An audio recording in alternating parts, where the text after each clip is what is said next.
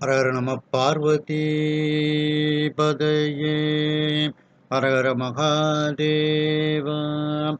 தென்னாடுடைய சிவனே போற்றி, எந்நாட்டவர்க்கும் இறைவா போற்றி. கலைநிறை கணபதிக்கு சரணம் சரணம். திருச்செந்தூர் முருகனுக்கு அரோகரா. தர்மபுராதீனம் நட்சத்திர குருமுனிகள் ஸ்ரீல ஸ்ரீ குருமாசனிதானம் அவர்கள் பொன்னார் திருவடிகளை மனமொழிமைகளால் வணங்கி மகிழ்கிறேன். நாம் பெரிய புராண சிந்தனையில் இருக்கின்றோம். இந்த பெரிய புராண சிந்தனைக்கு நம்முடைய குருமாசனிதானம் அவர்கள் அருளாசி வழங்கி இருக்கின்றார்கள். அதை கேட்டு மகிழுங்கள். சொல்லவும் பெரியதே. அடியார்களினுடைய வரலாற்றினை விளக்கமாக சொல்ல இருப்பது அறிந்து மகிழ்ச்சி.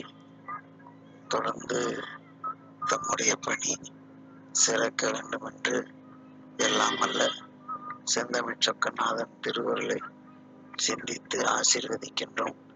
சொல்லுவது அரியேன் வாழி தோற்றிய தோற்றம் போற்றி, வல்லை வந்தார்லி என்னை வழி தொண்டு கொண்டாய் போற்றி, எல்லையில் இன்ப வெள்ளம் எனக்கருள் செய்தாய் போற்றி, தில்லை அம்பலத்துள் ஆடும் சேவடி போற்றி என்னை.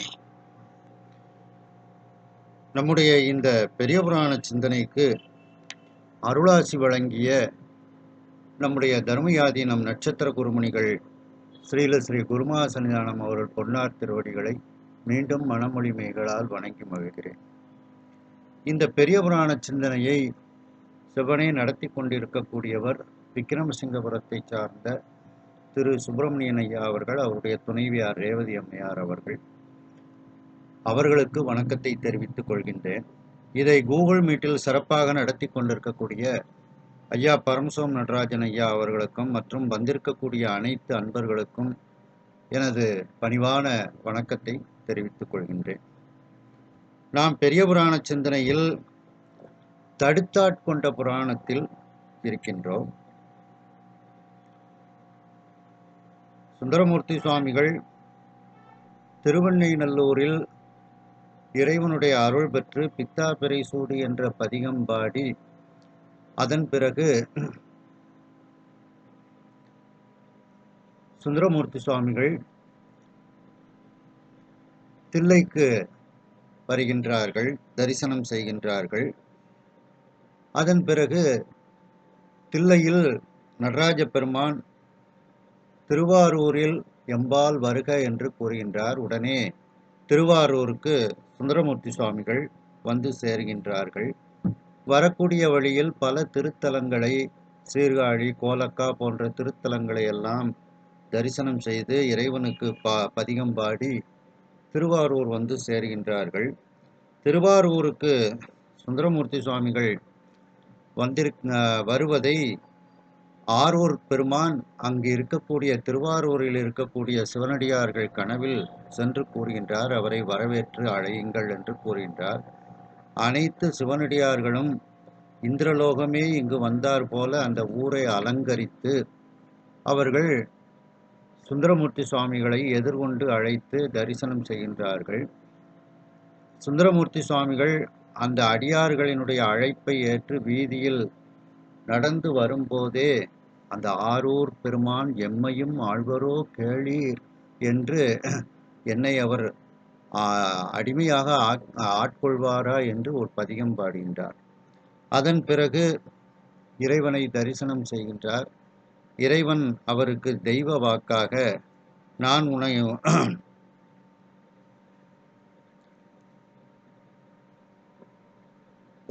தோழமை நெறியை உனக்கு தந்தோம், இனி நான் உனக்கு தோழன் என்று தெய்வ வாக்கு கொடுக்கின்றார். இந்த மண்ணின் மீது, அதாவது இறைவன் ஒரு வாக்கு கொடுக்கின்றார். தோழமையாக உனக்கு நம்மை தந்தனம், நாம் முன்பு தொண்டு கொண்ட வேள்வியில் அன்று நீ கொண்ட கோலம் என்றும் புனைந்து நின் வேட்கை தீர வாழி மண்மேல் விளையாடுவாய் என்று வாக்கு கொடுக்கின்றார். அதற்கு ஏற்ப சுந்தரமூர்த்தி சுவாமிகளும் அன்று முதல் இறைவனுக்கு தோழனாகவும் அந்த மணவாள கோலத்தில் அவர்களுடைய அந்த குலத்திற்கு உரிய சின்னத்தையும் அணிந்து அரசனுக்கு உரிய சின்னத்தையும் அணிந்து அவர் இருக்கின்றார். அந்த திருவாரூரில் உள்ளவர்கள் எல்லாம் அன்று முதல் சுந்தரமூர்த்தி சுவாமிகளை தம்பிரான் தோழர் என்றே அழைக்கின்றார்கள். இவ்வாறு சுந்தரமூர்த்தி சுவாமிகள் அந்த திருவாரூரில் வாழ்ந்து வருகின்றார் என்ற அளவில் சிந்தித்தோம். அதனுடைய தொடர்ச்சி செந்துருத்திப்பண் மத்தியமாவதி ராகம் ஒரு வரியை 2 தடவை பாடுதேன். அதை அப்படியே பாடி பழகிக் கொள்ளுங்கள்.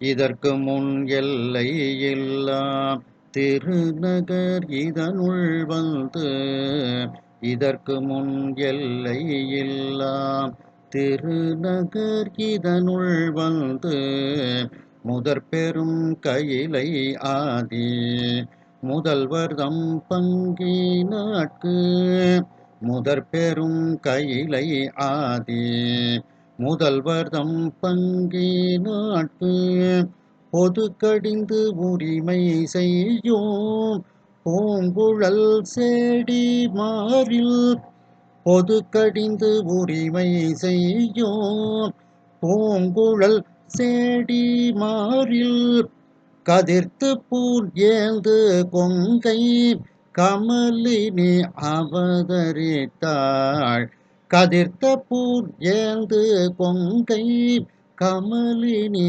அவதரித்தாள்.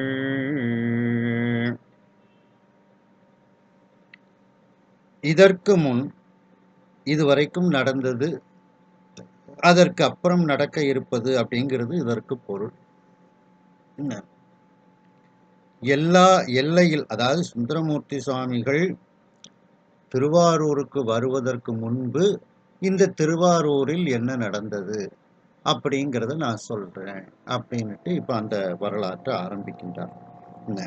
இதற்கு முன்னுன்னா சுந்தரமூர்த்தி சுவாமிகள் திருவாரூருக்கு வருவதற்கு முன் இந்த திருவாரூரில் என்ன வரலாறு நடந்திருக்கின்றது அப்படிங்கிறத நான் சொல்ல போகிறேன் அப்படிங்கிறாங்க. எல்லையில்லா திருநகர். திருவாரூருக்கு எல்லைனா காலத்தால் வரக்கூடிய எல்லை, அந்த எல்லைங்கிறதே கிடையாது. அதுதான் பல இடங்கள்ல அந்த பெருமானை பற்றி, திருவாரூர் பெருமானை பற்றி சொல்லும் பொழுது அவருடைய பழமையான ஒரு தன்மையை எல்லாம் கூறுவார்கள். இப்ப திருத்தாண்டகத்தில் அப்பர் சுவாமிகள் அம்பலத்தே கூத்தை ஆடுவதற்கு முன்னோ பின்னோ அணியாரூர் கோயிலா கொண்ட நாளே, தேசம் உமை அறிவதற்கு முன்னோ பின்னோ அணியாரூர் கோயிலா கொண்ட நாளேன்னுட்டு ரொம்ப பழமையானது. ஆகையினால் அந்த நகருக்கு எல்லை இல்லாத அந்த திருநகர், காலத்தால் எல்லை இல்லாத திருநகர், ரொம்ப காலத்தால் முந்தியது. அப்படிப்பட்ட அந்த திருநகராகிய திருவாரூர் இதனுள் வந்து அந்த திருவாரூரில் முதற் பெரும் கையிலை ஆதி முதல்வர்தம் பங்கினாட்கு, எல்லாருக்கும் முதலாகவும் அந்த மிகப்பெரிய கைலாய மலை, அந்த கைலாய மலையில் ஆதி முதல்வராக இருக்கக்கூடிய அந்த சிவபெருமான், அந்த கைலாயநாதர், அந்த கைலாயநாதரை ஒரு பாகத்தில், கைலாயநாதரின் ஒரு பாகத்தை பெற்ற அந்த உமாதேவியார், அந்த கைலாயநாதரின் ஒரு பாகத்தால் அந்த முதல்வர்தம் பங்கினாட்கு ஒரு பங்கு, ஒரு பாகத்தில் வீற்றிருக்கக்கூடிய அந்த உமாதேவியார், அந்த அம்மையாருக்கு பொது கடிந்து உரிமை செய்யும், அதாவது அந்த அம்மையாருக்கு மட்டுமே பணிவிடை செய்யக்கூடிய உரிமையை உடையவர்கள், ரைட்ஸ் அவங்களுக்கு. இந்த கோயிலில் வந்து பரம்பரை பூஜகர், பரம்பரை அர்ச்சகர், காராமை அப்படின்னுட்டுலாம் சொல்லுவாங்க. அது மாதிரி அம்பிகைக்கு அந்த உரிமையோடு செய்யக்கூடிய வேலைகள், அந்த திருப்பணிகள் என்ன, அந்த திருப்பணிகளை செய்யக்கூடிய அந்த பெண்கள். அதில் பொதுக்கடிந்து அப்படின்னா, பணி செய்தல் தமக்கும் பிறர்க்கும் பொதுவாய் உரியது. பணி செய்தல்ங்கிறது நமக்கும் மற்றவர்களுக்கும் உரிய ஒரு பொதுவான ஒன்று. அதை நீக்கி, அந்த கொள்கையை நீக்கி தமக்கே சிறப்பாய் உரியதாக்கி கொண்டு பணி செய்யும் சேடியர் இருவர். அந்த அம்பிகைக்கு உரிய பணிவிடைகளை தாங்கள் மட்டுமே செய்வோம் அப்படிங்கிற இதை சிறப்பாக அதை உரியதாக்கி அந்த பணியை ஏற்றுக்கொண்டு அந்த அம்பிகைக்கு மட்டுமே பணி செய்யக்கூடிய அந்த சேடியர் இருவர். அதான் பொது கடிந்து அப்படிங்கிற. பொதுன்னா நாமளும் பணி செய்யலாம், அந்த பெண்களும் பணி செய்யலாம். ஆனால் இந்த பெண்கள் இந்த அம்பிகைக்கு செய்யக்கூடிய பணி எங்களுக்கே உரியது அப்படின்ட்டு அந்த உரிமையோடு செய்யக்கூடியதுனால அதற்கு பொதுக்கடிந்து. ஏன்னா உமாதேவிக்கே பணிவிடை செய்து மற்றையோருக்கு அந்த பணிவிடை செய்தலை ஒழிக்கும் அப்படிங்கிற மாதிரி அதை எடுத்துக்கொள்ளலாம். அப்படி அந்த பொதுக்கடிந்து அம்பிகைக்கு உரிமையோடு அம்பிகையினுடைய பணிவிடைகளை செய்யக்கூடிய பூங்குழல் சேடிமாரில் பூக்களை அணிந்த கூந்தலை உடைய அந்த பணிப்பெண்கள் சேடிமார்கள், அந்த 2 பெண்கள், அந்த சேடிமாரில் ஒரு அம்மையார், அவங்க பேரு கமலினி. அங்க இருக்கும்போது, கைலாயத்துல இருக்கும்போது அந்த அம்மையார் பேர் கமலினி. அந்த பெயருக்கு ஏற்றாற் போல இந்த கமலாம்பிகை இருக்கக்கூடிய அந்த திருவாரூர்ல அவங்க பிறக்கிறாங்க. கமலினி, கமலாம்பிகை, கமலாலய திருக்குளம் அப்படின்னு அந்த பேர் பொருத்தத்தை பாருங்க. என்ன, அந்த கமலினி என்கின்ற அம்மையார் அவர்கள் எப்படி இருக்கின்றார்கள்? கதிர்த்த பூண், கதிர்த்தன்னா கதிர்னா ஒளி, ஒளி வீசக்கூடிய ஆபரணங்களை அணிந்த, அந்த ஆபரணங்களை ஏந்தி கொண்டு இருக்கக்கூடிய அந்த அழகிய மார்பகங்களை உடைய அந்த கமலினி என்கின்ற அந்த அம்மையார் இந்த திருவாரூரில் அவதரித்தார். இந்த திருவாரூரில் அந்த அம்மையார் அவதாரம் செய்தார்கள் அப்படின்ட்டு இப்போ இந்த திருவாரூர்ல அந்த கமலினி அம்மையார் அவதாரம் செய்து அவர்களுக்கு பறவையார் என்ற பெயரில் அவர்கள் இருக்கின்றார்கள். ஆதி முதல்வர் அப்படின்ட்டு கைலாயநாதரை சொல்லும்போது சொல்றாங்க. அதுதான் சிவஞான போத சூத்திரத்துல அந்தம் ஆதி என்மனார். எவன் ஒருவன் அண்டத்தை செய்கின்றானோ அவனால் மட்டுமே திரும்ப உருவாக்க முடியும். அழிக்கக்கூடியவனால் தான் திரும்ப அதை நமக்கு மீண்டும் தர முடியும். அதான் அந்தம் ஆதி என்மனார் புலவர்ங்கிறது மாதிரி அந்த ஆதி முதல்வர். மேலும் அகர முதல எழுத்தெல்லாம் ஆதி பகவன் முதற்றே என்று உலகு.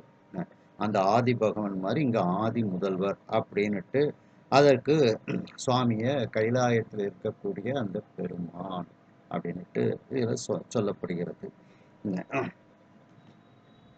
அடுத்த பாடல்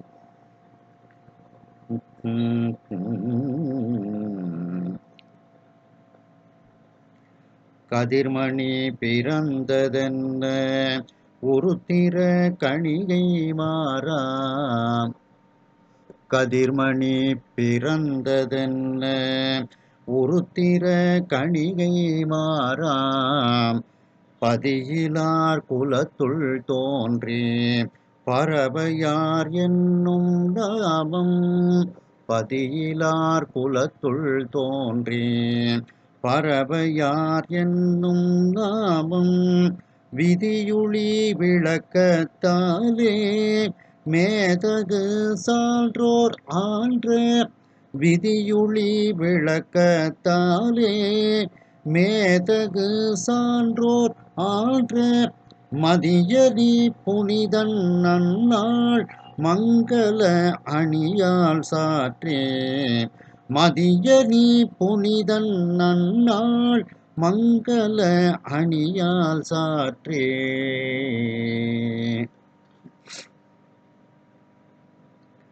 கதிர்மணி பிறந்தது என்ன? ஒளி பொருந்திய ஒரு மணி, நவரத்ன மணி. அப்படி அந்த ஒரு மணி பிறந்ததை போல அந்த அம்மையார் அங்கே அவதரித்தார்கள். கமலி அந்த பறவை நாச்சியார். உருத்திர கணிகை மாறாம் அப்படிங்கிற அந்த குலத்தில் அந்த அம்மையார் அவதாரம் செய்கின்றார்கள். உருத்திர கணிகை மாறாம் பதியிலார் குலத்துள் தோன்றி, பதியிலார்னுட்டு ஒரு குலம், அந்த குலத்தில் அந்த அம்மையார் தோன்றுகின்றார்கள்.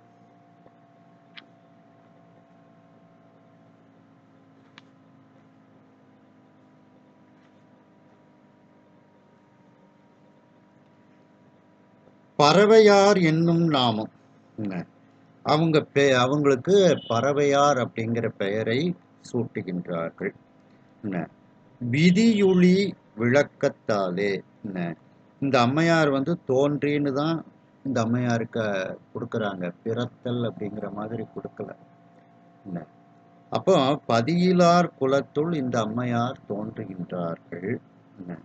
அந்த பதியிலார் குலம்னா இறைவனையே கணவனாக ஏற்றுக்கொள்ளக்கூடியவர்கள், உலக ரீதியாக பதி இல்லாத அவர்கள், இறைவன் மட்டுமே அவர்களுக்கு பதி அப்படிங்கிற மாதிரி உள்ள குலம்.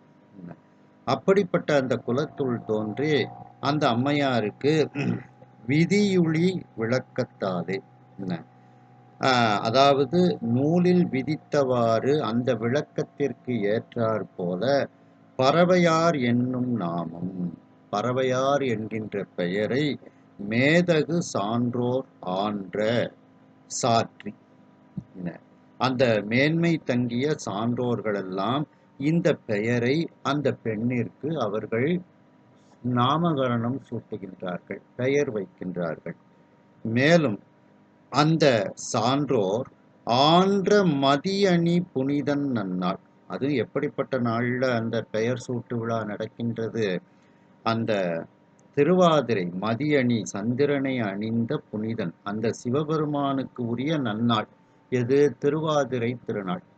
அந்த திருவாதிரை திருநாளில் அந்த குழந்தைக்கு மங்கள அணிகளை எல்லாம் அவர்கள் சாற்றி அந்த குழந்தைக்கு பறவை நாச்சியார் அப்படின்னுட்டு பெயரை சூட்டுகின்றார்கள். அப்போ இந்த பாட்டுல அந்த நாமகரணம் சூட்டுதல், பெயர் சூட்டு விழா, அதே நேரத்தில் இதுல அந்த சாதகர்ம விழாவும் செய்கின்றார்கள். சாதகர்ம விழான்னா சாதகம் கணித்தல் அப்படின்னு அதற்கு பெயர், நாள் செய்யுதல் அப்படின்னுட்டு பொருள். அதனால இந்த திருவாதிரை திருநாள்ல இந்த குழந்தைக்கு அவங்க அந்த பெயர் சூட்டு விழா, அதுக்கப்புறம் அந்த சாதகர்ம விழா, சாதகம் கணித்தல், இதெல்லாம் இவர்கள் இந்த குழந்தைக்கு செய்து மகிழ்ச்சி அடைகின்றார்கள். அந்த குழந்தையினுடைய சுற்றத்தார்கள், பெற்றோர்கள். இந்த குழந்தை, இந்த அம்மையாரினுடைய தாய் தந்தை பெயர் கூறப்படவில்லை. கூறாததனால இந்த அம்மையாரை எப்படி, இந்த அம்மையாரினுடைய அவதாரத்தை எப்படி எடுத்துக்கொள்ளலாம், இப்படியும் எடுத்துக்கொள்ளலாம் அப்படின்னுட்டு ஒரு இது கொடுக்குறாங்க. என்ன அப்படின்னா, அயோனிசராய் அவதரித்தார்கள் அப்படின்னு எடுத்துக்கொள்ளலாம். அதாவது யோனியின் வழியாக பிறக்காமல், பெண்குறியின் வழியாக பிறக்காமல் இவர்கள் தோன்றினார்கள் அப்படின்னு எடுத்துக்கொள்ளலாம். ஏன்னா தாய் தந்தை பெயர் இதில் கொடுக்கப்படலை. அதனால இவர்கள் ஒரு அவதாரம், ஒரு தோற்றம் அப்படின்ட்டு. அதனாலதான் அந்த முந்தின பாட்டுல பாத்தீங்கன்னா கமலினி அவதரித்தாள் அப்படின்னு முடிச்சிருக்காங்க. அதே மாதிரி இதுல பதியிலார் குலத்துள் தோன்றி அப்படின்னுட்டு கொடுத்துருக்காங்க. இப்படி எடுத்துக்கொள்ளலாம் அப்படின்ட்டு. அப்போ மேலும் அந்த உருத்திர கணிகை அப்படின்னுட்டு ஒரு வம்சத்தை சொல்றாங்க. இது எப்படி அப்படின்னா,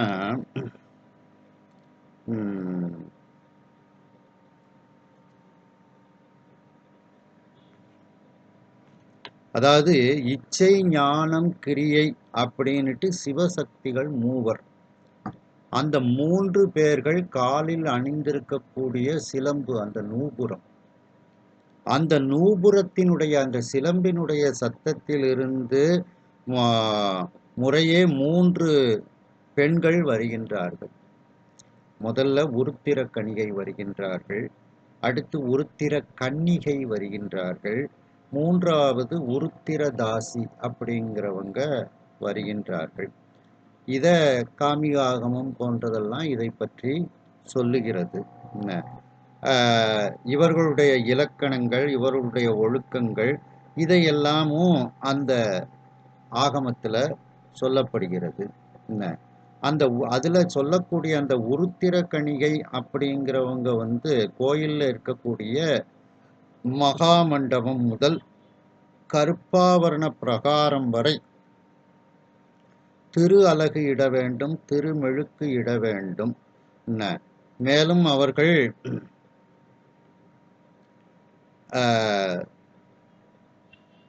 திருநீற்றினால் திருமெழுக்கிட்டு பஞ்ச சூர்ணங்களினால் அலங்கரித்து சுத்தமாயிருந்து பூஜை நேரங்களில் தீபங்களை ஏற்ற வேண்டும், ஏந்தி கொள்ள வேண்டும், பாடல் பாட வேண்டும், நடனம் ஆட வேண்டும். இப்படிப்பட்ட ஒரு தொழில்கள் இந்த உருத்திர கணிகை அப்படிங்கிறவங்களுக்கு விதிக்கப்பட்டது.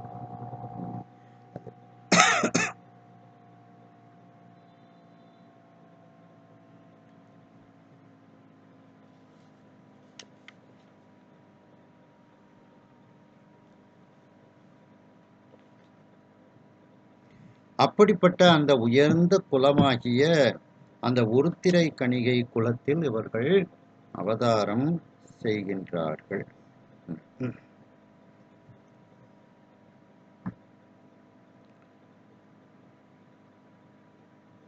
சுந்தரமூர்த்தி சுவாமிகள் திருவாரூரில் இறைவனை தரிசனம் செய்து மகிழ்ந்து வாழ்ந்து வருகின்றார்கள். சுந்தரமூர்த்தி சுவாமிகள் திருவாரூருக்கு வருவதற்கு முன்பு இந்த திருவாரூரில் நடந்தவற்றை நான் எடுத்து கூறுகின்றேன் என்று சேக்கிழார் பெருமான் கூறுகின்றார்கள். காலத்தால் மிகவும் முந்தியதாக கால எல்லை இல்லாத இந்த திருநகராக இருக்கக்கூடிய திருவாரூரில் இப்பொழுது அந்த கமலினி என்கின்ற அந்த கைலாயத்தில் இருந்த அந்த பெண்மணியானவர்கள் இந்த திருவாரூரில் இப்பொழுது அவர்கள் அவதாரம் செய்தார்கள். முதன்மையானதும் மிக பெரிய அந்த கைலை மலையில் வீற்றிருக்கக்கூடிய ஆதி முதல்வராக இருக்கக்கூடிய அந்த கைலாயநாதர், அந்த கைலாயநாதரை ஒரு பாகத்தில் கொண்ட அந்த உமாதேவியார், கைலாயநாதரின் ஒரு பாகத்தில் வீற்றிருக்கக்கூடிய ஒரு பங்கை உடைய அந்த உமாதேவியார், அந்த உமாதேவியாருக்கு உரிமையோடு பணிவிடைகள் செய்யக்கூடியவர்கள் 2 பெண்கள், கமலினி, அணிந்திதை என்ற 2 பெண்கள்.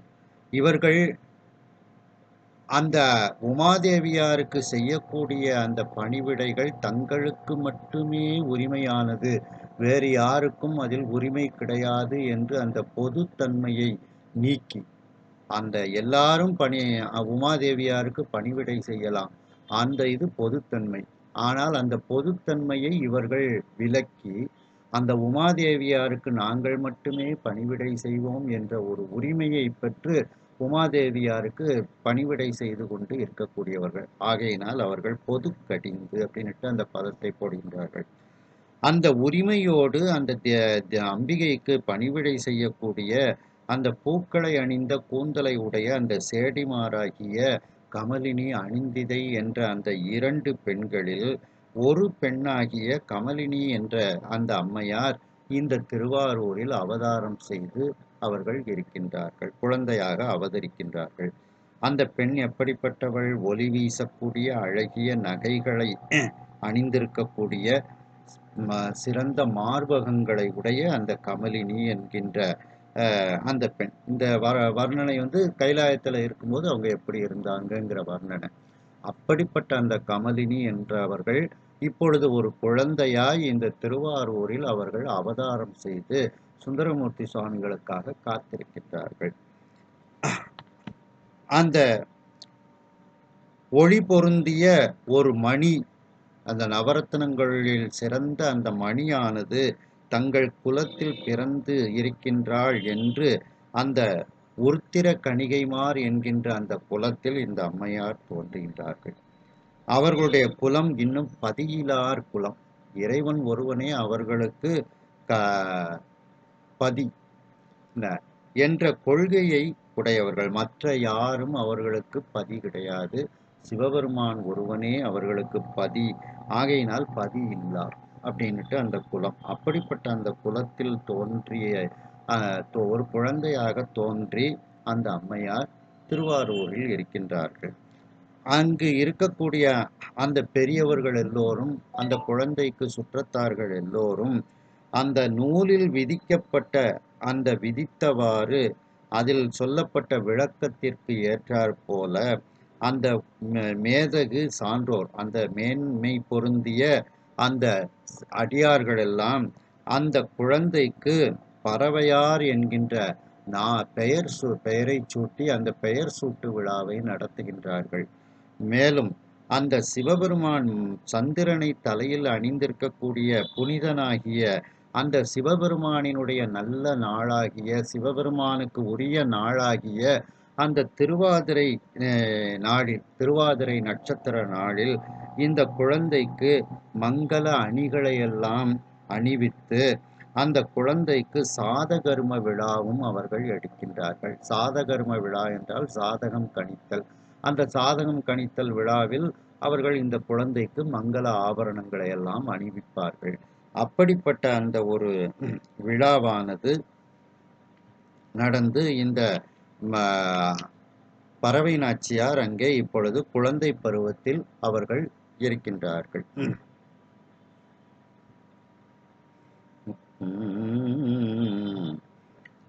பரவினர் காப்பு போற்றி பயில் பெறும் சுற்றம் திங்கள்.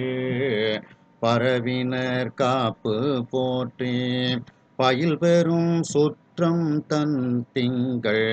விரவிய பருவம் தோன்றும் விழா அணி எடுப்ப மிக்கோர். விரவிய பருவம் தோன்றும் விழா அணி எடுப்ப மிக்கோர். வரமலர் மங்கை இங்கு வந்தனள் என்று சிந்தை.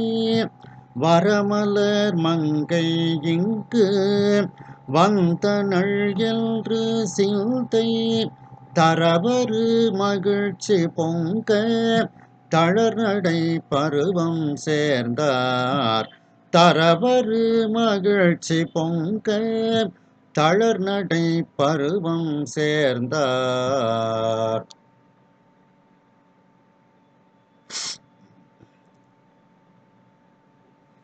பரவினர் காப்பு போற்றி.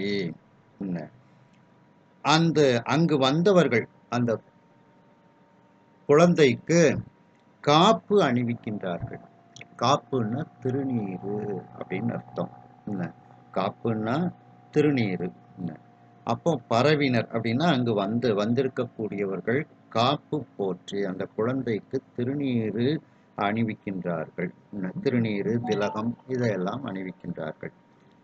பயில் பெறும் சுற்றம், அந்த குழந்தையை சுற்றி இருக்கக்கூடிய அந்த மிகப்பெரிய சுற்றத்தார்கள்.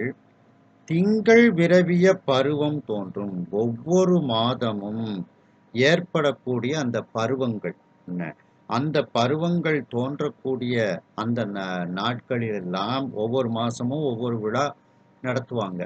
விழா அணி எடுப்ப, அந்த குழந்தைக்கு ஒவ்வொரு விதமான விழாக்களை அவர்கள் மிகவும் அழகாக நடத்தி கொண்டு இருக்கின்றார்கள். அந்த குழந்தைக்கு உரிமை கொண்டாடும் அந்த பெற்றோர்கள், அந்த குழந்தையினுடைய சுற்றத்தார்கள் எல்லோரும் சேர்ந்து ஒவ்வொரு மாசமும் அந்த குழந்தைக்கு என்ன என்ன ஒரு மங்கள நிகழ்ச்சிகளெல்லாம் நடத்த வேண்டுமோ அதையெல்லாம் நடத்தி விழா எடுக்கின்றார்கள் அவர்கள். மிக்கோர் வரமலர் மங்கை இங்கு வந்தனள் என்று. அறிவுடையவர்கள்லாம் என்ன சொல்றாங்க? மிக்கோர்னா அறிவுடையவர்கள். மகாலட்சுமியே இங்கு வந்து தோன்றி இருக்கின்றாள் அப்படின்னுட்டு அந்த நல்ல அறிவுடையவர்கள் எல்லாம் இந்த பெண்ணினுடைய, இந்த குழந்தையினுடைய அந்த வடிவத்தை, உருவத்தை பார்த்து அவர்கள் கூறுகின்றார்கள். வரமலர் மங்கை அப்படின்னா அந்த தாமரை மலரில் இருக்கக்கூடிய அந்த மகாலட்சுமி. மகாலட்சுமியே இங்கு வந்து பிறந்திருக்கின்றாள், மகாலட்சுமியை போல் இந்த பெண் இருக்கின்றாள் என்று அவர்கள் எல்லாம், அறிவுடையவர்கள் எல்லாம், அவர்களுடைய சிந்தையும் இந்த குழந்தையை பார்த்தவுடன் அவர்களுக்கு மகிழ்ச்சி பொங்குகிறது. என்ன, இப்படியா எல்லோரும் மகிழுமாறு அந்த குழந்தையானது தளர் நடை பருவம் சேர்ந்தார். அப்படியே தளர்ந்து கொண்டே ஒரு மாதிரி தத்தி தத்தி நடக்கும். அதுக்கு ஒரு மர வண்டியும் வாங்கி கொடுப்பாங்க, அது கீழே விழுந்துடக்கூடாதுன்னுட்டு. அந்த வண்டியை பிடிச்சிக்கிட்டே அப்படியே அந்த வண்டியில் 2 பெல்லும் போட்டிருப்பாங்க, மணியும் கட்டியிருப்பாங்க. ஏன்னா இது ஆள் இல்லாத நேரத்தில் இந்த குழந்தை அந்த வண்டியை எடுத்து ஓட்டுச்சுன்னு வச்சுக்கிடுங்க, அந்த பெல்லு இந்த குழந்தை எங்கே போகுது அப்படின்னு காட்டி கொடுத்துரும், டேங் டேங்னு மணி அடிச்சு. அதனால் குழந்தைய வந்து இளமை காலத்தில் ரொம்ப கவனமாக அவங்க அது எங்கெல்லாம் இருக்கோ அங்கெல்லாம் மணி கட்டிடுவாங்க. இது தொட்டிலுக்கு மணி கட்டுவாங்க. அது எந்திரிச்சிட்டுன்னா காலை கையை உதைக்கும் போது மணி அடிச்சிடும், சரி குழந்தை எந்திரிச்சிட்டு அப்படின்ட்டு உடனே ஓடி வருவாங்க. இப்படி அந்த குழந்தை வளர்ப்புங்கிறது ஒரு ரொம்ப நுண்மையான ஒரு காரியம், ரொம்ப கவனமான ஒரு காரியம். அது அப்படி அந்த குழந்தை வந்து இப்பொழுது தளர்நடை பருவத்தைக்கு வந்து சேருகின்றார்கள். அப்போ இதுல வந்து இந்த காப்பு போற்றி அப்படின்னா அந்த திருநீற்றை எல்லாரும் அந்த குழந்தைக்கு பூசுறாங்க. அந்த ஆண்பால் பருவம் பிள்ளைத்தமிழ் இலக்கியத்துல ஆண்பால் பிள்ளைத்தமிழுக்கு ஒரு 10 பருவம் இருக்கும், பெண்பால் பிள்ளைத்தமிழுக்கு ஒரு 10 பருவம் இருக்கும். ரெண்டுலேயும் பொதுவான ஒரு பருவங்கள் இருக்கும், சில பருவங்கள் மாறி இருக்கும். இப்போ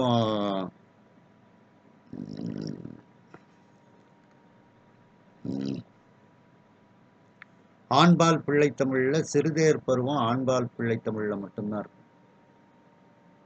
அது மாதிரி பெண்பால் பிள்ளைத்தமிழ்ல நீராடற் பருவம் இருக்கும், அது பெண்பால் பிள்ளைத்தமிழ்ல மட்டும்தான் வரும். இப்படி 10 பருவங்களாக வகுத்து இறைவனை, இறைவியை அப்படியே குழந்தையாக பாவிச்சு அதை ரசித்து எழுதுறது தான் பிள்ளைத்தமிழ் இலக்கியம். படிக்க படிக்க ஒரு நாமளே ஒரு குழந்தையாகிடும் அந்த இது. அதில் சுவாமிக்கு மட்டும் இன்னும் யாரும் பிள்ளைத்தமிழ் எழுதலை. விநாயகருக்கு எழுதியிருக்காங்க, முருகருக்கு எழுதியிருக்கிறாங்க, அம்பாளுக்கு எழுதியிருக்கிறாங்க. அருமையான ஒரு இலக்கியம். அதில் முதல் பருவமாக காப்பு பருவம் அப்படின்னுட்டு வரும்.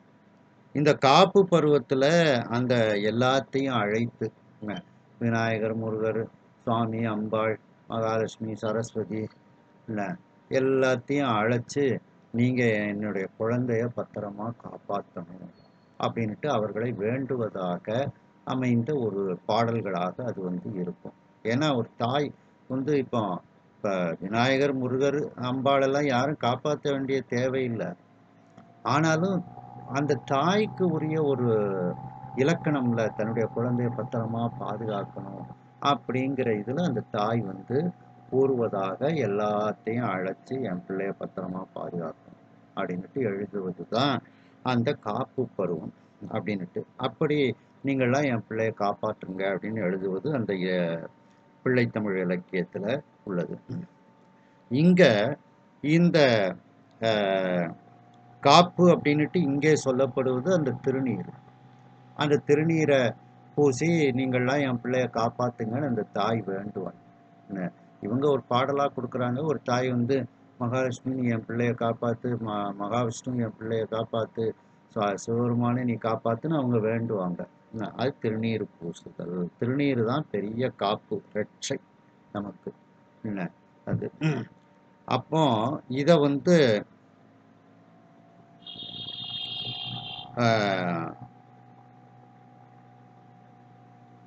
கண்ணனுக்கு நந்தகோபன் திருநீர் தான் பூசிக்கிட்டான். கண்ணனுக்கு நந்தகோபர் திருநீர் பூசி தான் ஆசீர்வதிக்கிறார் அந்த குழந்தைய.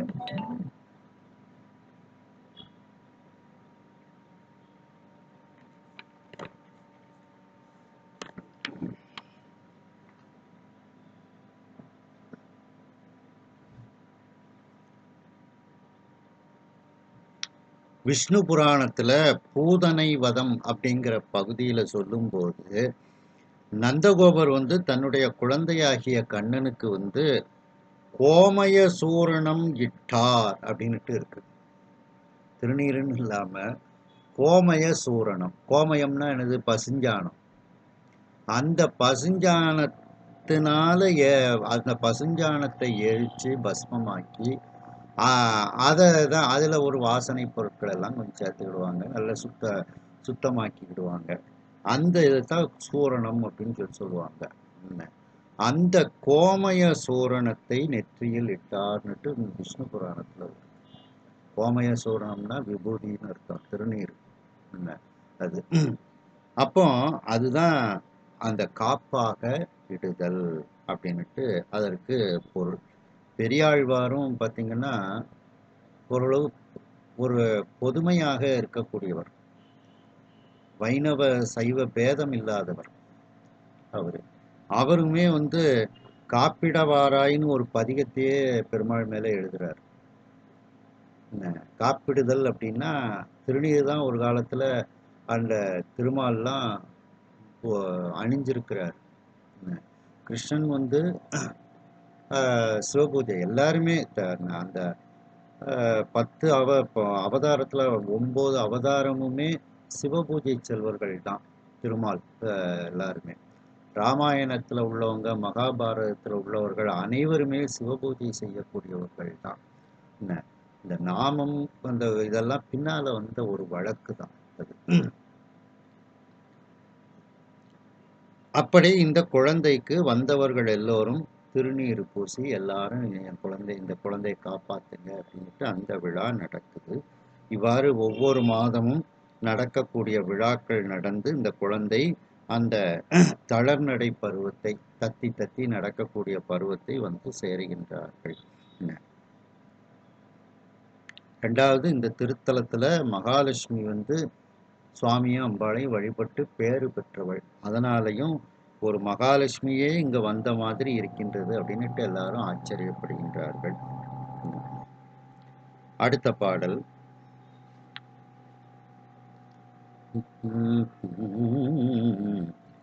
மாநிலம் பிணையோ தெய்வ வளரிள முகையோ வாச, மாநிலம் பிணையோ தெய்வ வளரிள முகையோ வாச, தேனிளம் பதமோ வேலை திரையிளம் பவளவல்லி, தேனிளம் பதமோ வேளை திரையிளம் பவளவல்லி, காணிளம் கொடியோ திங்கள் கதிரிளம் கொழுந்தோ காமல், காணிளம் கொடியோ திங்கள் கதிரிளம் கொழுந்தோ காமல், தானிளம் பருவம் கற்கும் தனியிளம் தனுவோ என்ன, தான் இளம் பருவம் கற்கும் தனியிளம்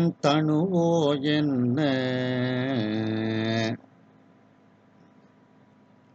இந்த பெண்ணை பார்த்து எல்லாரும் இந்த பெண்ணினுடைய இந்த குழந்தையினுடைய எழிலை பார்த்து அழகை பார்த்து எல்லாரும் மயங்குகின்றார்கள். அந்த பெண் எப்படி இருக்கின்றாளாம்? மான் இளம் பிணையோ, இளமையான மானினுடைய 2 கண்கள் எப்படி பார்க்குமோ, ஒரு மருண்ட பார்வையை பார்க்குமோ, அது போல இந்த பெண் இருக்கின்றாளாம். ஒரு மானை போல இளம் பிணை அப்படின்னா அந்த பெண்மான்.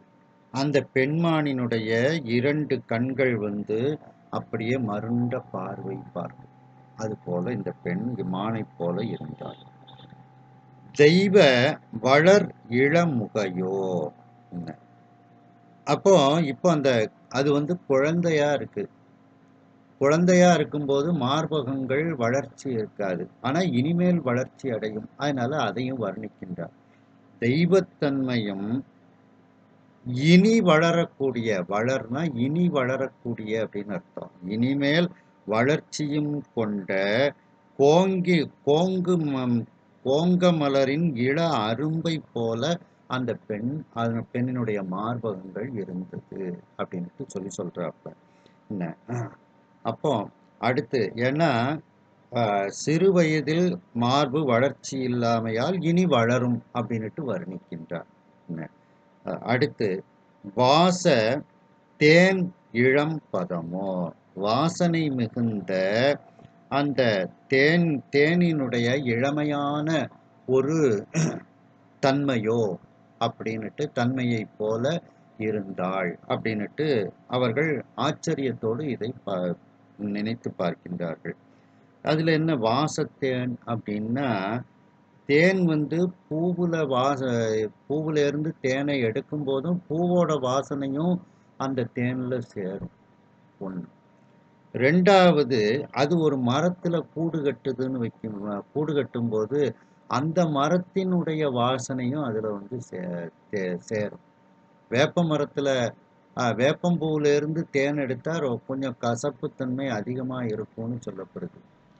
அதே வேப்ப மரத்துல இந்த தேன் கூடு கட்டுச்சுன்னா அந்த தேன் இன்னும் கொஞ்சம் கசப்பா இருக்கும் அப்படின்னு சொல்றாங்க. அது அப்ப அந்த கூடு கட்டிய மரத்தினுடைய வாசனையையும் அந்த தேன் தனதாக்கி கொள்ளும். அந்த தேனை போல, அதான் வாசனை உடைய தேன், அந்த தேனை போல வாயூறலும் வாயினால் பேசும் சொல்லை உடையதாக இந்த குழந்தை இருக்கின்றது. பதம்னா சொல். என்ன அப்போ தேன் மாதிரி பேசுதா அப்படின்னுட்டு சொல்றோம் பார்த்தீங்களா, அந்த பெண் பேசினாலே தேன் ஒழுகுற மாதிரி இருக்கு அப்படின்னு சொல்றோம்ல, அந்த மாதிரி இந்த குழந்தை அந்த இனிமையான வார்த்தைகளை பதங்களை பேசுகிறது.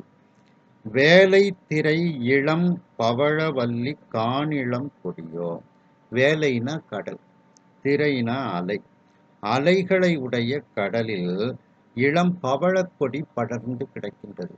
அந்த கடலை ஒட்டி உள்ள பகுதியில், அந்த ஆழமில்லாத பகுதிகளில் கடலுக்குள்ள அந்த பவழக்கொடி படர்ந்து கிடக்கும். வள்ளினா கொடி. அந்த பவழக்கொடியில் பல கிளைகள் இருக்கும், பல கிளைகள் இருக்கும். அந்த பவழக்கொடியில் இருக்கக்கூடிய அழகு மிகுந்த இளம் கொடியை போல இந்த பெண் இருந்தாள் அப்படின்னுட்டு. அப்ப இந்த பவழக்கொடிங்கிறதுக்கு இடையை சொல்லலாம், மேலும் கைகள் கால்களையும் சொல்லலாம். என்ன அதுகளும் 2 கைகள் 2 கால்கள் ஒரு கொம்பு மாதிரி தானே அது இருக்கின்றது, அப்படியும் எடுத்துக்கொள்ளலாம். திங்கட்கதிர் இளம் கொழுந்தோ, அப்போ அந்த சந்திரனினுடைய அந்த ஒளி வீச கதிர் திங்கள், அந்த ஒளி வீசக்கூடிய சந்திரனினுடைய இளமையான இளமைத்தன்மை வாய்ந்த ஒரு கொழுந்து போல இந்த பெண் இருக்கின்றாள். அப்ப இது நெற்றியை சொல்லப்படும். அடுத்து அந்த பெண்ணினுடைய நெற்றி ஒளி பொருந்திய சந்திரனினுடைய இளம் கொழுந்தை போல இருந்ததோ அப்படின்னு. காமன் தான் இளம் பருவம் கற்கும் தனி இளம் தனுவோ என்ன, மன்மதன் அவனுடைய இளமை பருவத்தில் அவன் பயிலக்கூடிய அந்த இலக்கணங்கள் நிறைந்த ஒப்பற்ற இளமையான ஒரு வில்லை போல இந்த பெண் இருந்தாள். அந்த மன்மதன் கையில மலர் அம்புகளை வைத்து எல்லார் மேலேயும் எய்தாமல, அதை அவன் பயிற்சி எடுக்கின்றான். அப்படி பயிற்சி எடுக்கக்கூடிய வில்லை போல இந்த பெண் இருந்தாள். தனுனா வில்லுன்னு அர்த்தம் எடுத்துக்கிடலாம், உடம்புன்னு அர்த்தம் எடுத்துக்கிடலாம். தனு கரண புவன போகம் அப்படின்னு சொல்றோம்ல. அப்போ அந்த மன்மதன் இளமை பருவத்தில் அவன் அந்த வில் வித்தைகளை கற்பதற்காக வைத்திருக்கக்கூடிய ஒப்பற்ற இளமை மிகுந்த ஒரு வில்லை போல இந்த பெண் இருந்தாள் அப்படின்னுட்டு அந்த பெண்ணை வர்ணிக்கின்றார்கள்.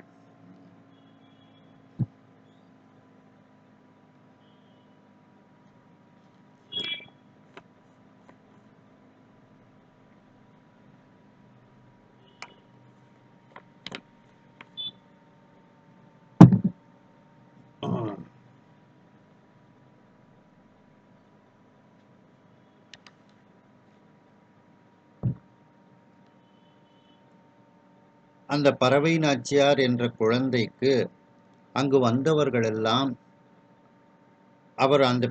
அந்த குழந்தையினுடைய வீட்டிற்கு வந்த அந்த உறவினர்கள் எல்லாம் திருநீற்றை அணிந்து அந்த குழந்தையை எல்லாரும் காப்பாற்றுங்கள் என்று போற்றுகின்றார்கள். மேலும் அந்த குழந்தையினுடைய சுற்றி இருக்கக்கூடிய மிகப்பெரிய சுற்றத்தார்கள் அந்த குழந்தையை ஏற்றுக்கொண்ட தாய் தந்தையர்கள் இவர்களெல்லாம் ஒவ்வொரு மாதமும் அந்த அந்தந்த பருவங்கள் ஏற்படும் போதெல்லாம் அந்தந்த பருவத்திற்கு ஏற்றாற் போல அமைக்கப்பட்ட அழகிய விழாக்களை எல்லாம் அந்த குழந்தைக்கு அவர்கள் செய்கின்றார்கள். அதாவது ஒரு குறிப்பிட்ட மாசத்துல அந்த குழந்தைக்கு சோறு கொடுப்பாங்க. அப்போ அது கோயிலில் போய் நல்ல தங்க கிண்ணமோ வெள்ளி கிண்ணமோ தங்க ஸ்பூனு வெள்ளி கரண்டி எல்லாம் வச்சு அதில் அந்த சுவாமிக்கு நல்ல சக்கரை பொங்கல் நிவேத்தியம் பண்ணி அந்த சக்கரை பொங்கலை எல்லாம் அந்த குழந்தைக்கு கொடுப்பாங்க. முதல்ல அன்னப்பிராசனம். இப்படி ஒவ்வொரு மாதமும் ஒவ்வொரு விழாக்கள் நடக்கும் அந்த குழந்தைக்கு. அப்படி அந்த ஒவ்வொரு மாதமும் நடக்கக்கூடிய அந்த அழகிய விழாக்களை எல்லாம் அவர்கள் நடத்துகின்றார்கள். அறிவுடையவர்களெல்லாம் இந்த பெண் குழந்தையினுடைய அழகை பார்த்து திருவாரூரில் ஏற்கனவே மகாலட்சுமி வழிபட்டு சுவாமியையும் அம்பாளையும் வழிபட்டு மாங்கல்ய பிச்சை பெற்ற இடம். அப்படிப்பட்ட ஒரு மகாலட்சுமியே இங்கு அவதாரம் செய்ததைப் போல இருக்கின்றாள் என்று அவர்களெல்லாம் வியக்கின்றார்கள். மேலும் அவர்களுடைய சிந்தையில் இந்த குழந்தையை பார்த்தவுடன் மிகப்பெரிய மகிழ்ச்சி ஏற்படுகிறது. இப்படி அனைவரும் மகிழுமாறு அந்த பறவை நாச்சியார் என்ற அந்த குழந்தை இப்பொழுது தத்தி தத்தி நடக்கக்கூடிய அந்த தளர்நடை பருவத்திற்கு அவர்கள் சேருகின்றார்கள். அதன் பிறகு இந்த குழந்தையை இந்த பெண்ணை பார்த்து அந்த குழந்தையை பார்த்து எல்லோரும் அதனுடைய அழகை பார்த்து அதை வியக்கின்றார்கள். இந்த குழந்தையானது மான் இளம் பிணையோ இளமானினுடைய பெண்மை பொருந்திய இளமானாக இருக்கின்றாளோ அந்த மானினுடைய 2 கண்களினுடைய மருண்ட பார்வையைப் போல இருக்கின்றாளே, பார்வையை கொண்டவளாக இந்த பெண்ணும் இருக்கின்றாளே என்று பார்த்து வியக்கின்றார்கள். மேலும் தெய்வீகத்தன்மை பொருந்திய சிறு வயதில் மார்பு வளர்ச்சி இல்லாமையால் இனி வளரும் என்ற அடிப்படையில் அந்த மார்பை பார்த்து வியக்கின்றார்கள். தெய்வத்தன்மையும் இனி வளர்ச்சியும் கொண்ட அந்த கோங்க மலரின் இள அரும்பை போல இந்த பெண்ணினுடைய மார்பகங்கள் இருக்கின்றது, இனி வளரக்கூடியதாக இருக்கும் என்று அவர்கள் ஆச்சரியப்படுகின்றார்கள். மேலும் வாசம் பொருந்திய தேனை போல இளமையான ஒரு இனிமையான பேச்சை உடைய பெண்ணாக இந்த பெண் இருக்கின்றாளே அப்படின்னுட்டு அவர்கள் நினைத்து பார்க்கின்றார்கள். ஏனென்றால் பூவில் இருக்கக்கூடிய தேனை உண்ணும்போது அந்த பூவில் இருக்கக்கூடிய வாசனையையும் சேர்த்து அந்த தேனோடு எடுத்து வருகிறது. அது கூடு கட்டக்கூடிய மரத்தில் உள்ள வாசனையையும் அந்த தேனானது எடுத்துக்கொள்கின்றது. ஆகையினால்தான் வாசத்தேன், பதம் என்றால் சொல், அப்படிப்பட்ட தேன் போன்ற சொல்லை உடைய பெண்ணாக இருக்கின்றாள். அலைகளை உடைய அந்த கடலில் அந்த ஆழமற்ற பகுதிகளில் இளமை வாய்ந்த பவழ கொடிகளெல்லாம் வளர்ந்து இருக்கின்றது. அந்த பவழ கொடிகளினுடைய அழகு பொருந்திய இளம் கொடியைப் போல இந்த குழந்தை இருக்கின்றது என்று அவர்கள் வியப்படைகின்றார்கள். அந்த கொடி என்பது அந்த குழந்தையினுடைய இடைக்கும் எடுத்துக்கொள்ளலாம், 2 கைகள் 2 கால்களுக்கும் அந்த கொடியினுடைய கிளைகளைப் போல அதை எடுத்துக்கொள்ளலாம். மேலும் அந்த குழந்தையானது அதனுடைய நெற்றியானது சந்திரனினுடைய ஒளி பொருந்திய சந்திரனினுடைய இளம் கொழுந்தை போல இருக்கின்றாளே, அதனுடைய குழந்தையினுடைய நெற்றி இவ்வாறு இருக்கின்றது என்று வர்ணிக்கின்றார்கள். அந்த மன்மதன் தான் இளமை பருவத்தில் வில்லையும் அம்பையும் எடுத்து வில்வித்தையை கற்கக்கூடிய ஒரு ஒப்பற்ற இளம் வில்லை போல இந்த பெண் இருக்கின்றாளோ என்றெல்லாம் இந்த குழந்தையினுடைய அழகை பார்த்து எல்லோரும் வியப்பு அடைகின்றார்கள்.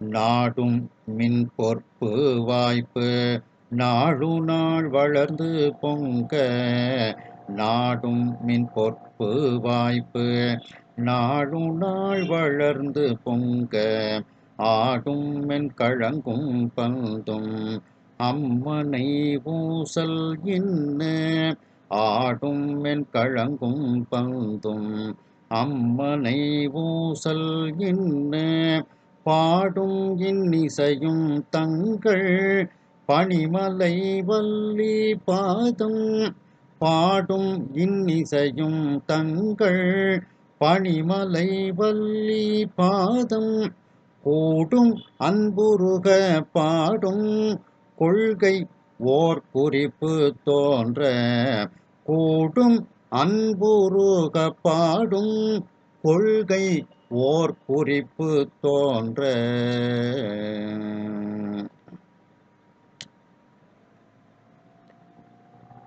நாடும் மின் பொற்பு வாய்ப்பு, அதாவது எல்லோரும் விரும்பக்கூடிய, நாடும்னா எல்லோரும் விரும்பக்கூடிய அளவில் மின்னலை போன்ற அழகு, மின் அப்படின்னா மின்னல், பொற்புன்னா அழகு, மின்னலை போன்ற அழகோடு அந்த தினந்தோறும் அந்த நாளும் அந்த வளர்ச்சியானது இந்த குழந்தைக்கு ஒரு வாய்ப்பு கிடைத்ததை போல அந்த குழந்தை வளர்ந்து வருகிறது. அப்படி அந்த வளர்ச்சி வளர்ந்து பொங்கிக் கொண்டே வருகிறது. பேரழகோடு இந்த குழந்தை வளர்ந்து வருகின்றார். அதன் பிறகு ஒரு பெண்மை பருவம், சிறுமியர் பருவம் வந்துடுது. அதனால இவங்க என்ன பண்றாங்க, அந்த விளையாட்டுகள், பெண்களுக்குரிய விளையாட்டுக்களை எல்லாம் விளையாடுகின்றார்கள் தோழிமார்களோடு சேர்ந்து கொண்டு. ஆடும் மென் கழங்கும், மென்மையான அந்த கலர்ச்சிக்காய், கழங்குன்னா கலர்ச்சிக்காய்னு அர்த்தம். அந்த கலர்ச்சிக்காய் வந்து கல்லை வச்சு கூட விளையாடுவாங்க. ஆனால் அதற்கு முந்தி அந்த கலர்ச்சிக்காயை வந்து ஒரு மரத்தினுடைய அந்த விதையை வச்சு அந்த கலர்ச்சிக்காய் விளையாடுவாங்க. அந்த விதை வந்து ரொம்ப லேசாக இருக்கும். ஒரு சுவாமிக்கு சாத்தக்கூடிய ஒரு மஞ்சள் பூ பூக்கும், நீளமாக ஒரு மஞ்சள் பூ பூக்கும். அதுக்கு பேர், நல்ல பேர் சொல்லுவாங்க.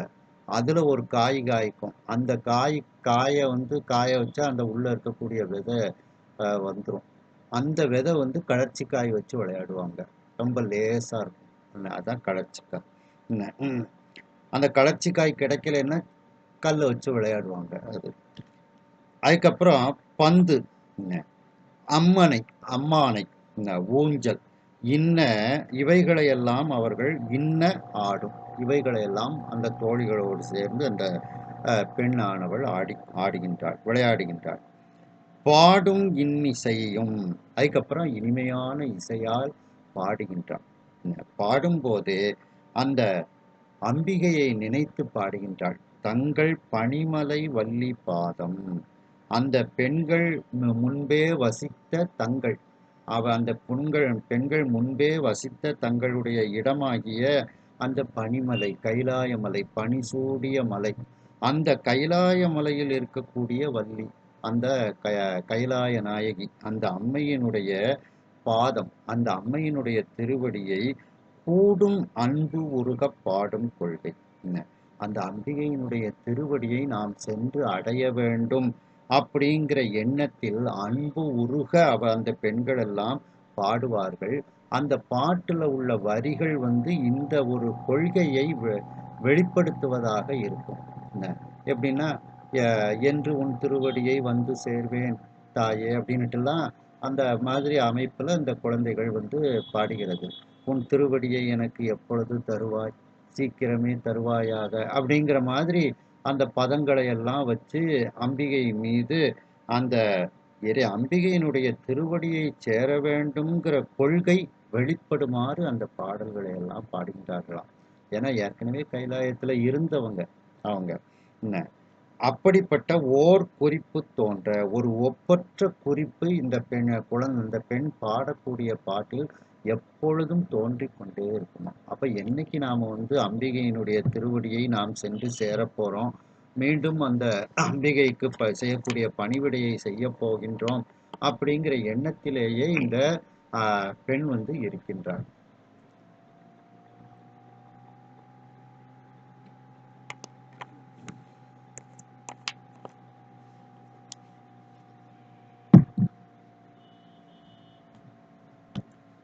ஒவ்வொரு நாளும் அந்த மின்னலை போல ஒளி பொருந்திய அந்த அழகு அப்படியே இந்த குழந்தைகளுக்கு வாய்த்து கொண்டே இருக்கின்றதாம். ஒவ்வொரு நாளும் அந்த குழந்தைகளுக்கு நல்ல வாய்ப்பு, வளர்ச்சிக்கு உரிய வாய்ப்பாக அமைந்ததாம்.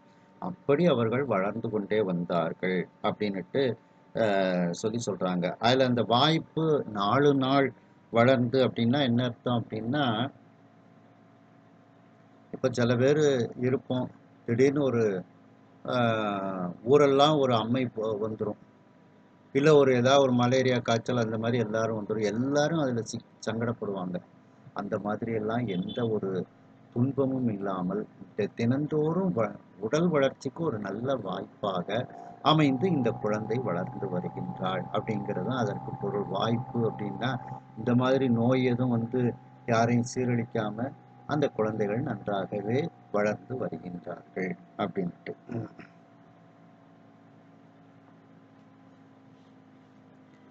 ரெண்டாவது, அந்த குழந்தைகள் ஒவ்வொரு கொஞ்சம் கொஞ்சம் வயசு ஆக ஆக எதை எப்படிப்பட்ட விளையாட்டுகளை விளையாடுவார்கள் அப்படிங்கிறத வரிசையா சொல்றாங்க. எப்படி அப்படின்னா, மென்கழங்கு அப்படிங்கிறது, அந்த கழங்கு களர்ச்சிக்காய்ங்கிறது முதல்ல கொஞ்சம் எடை குறைவாக இருக்கக்கூடியது, அதை வச்சு முதல்ல விளையாடுகின்றார்கள். அப்போ மென்கழங்கு களர்ச்சிக்காய் அது ஒரு விதை தான், அது கிடைக்காட்டா தான் கல்லை வச்சு விளையாடுவாங்க. அது கொஞ்சம் கனமற்றதுன்னு வச்சுக்கிடுங்க. பந்து அடுத்தால, பந்து கொஞ்சம் கனமா இருக்கும், அந்த களர்ச்சிக்காயை விட பந்து கனமா இருக்கும். அப்போ பந்து விளையாடணும்னா இன்னும் கொஞ்சம் வளர்ச்சி அடையணும். கொஞ்சம் வளர்ச்சி முதல்ல விளையாடக்கூடிய இது அந்த களர்ச்சிக்காய். அதுக்கப்புறம் கொஞ்சம் வளர்ந்த உடனே பந்து வச்சு விளையாடுவாங்க. ஏன்னா பந்தும் கொஞ்சம் அந்த களர்ச்சிக்காயை விட கனமானது.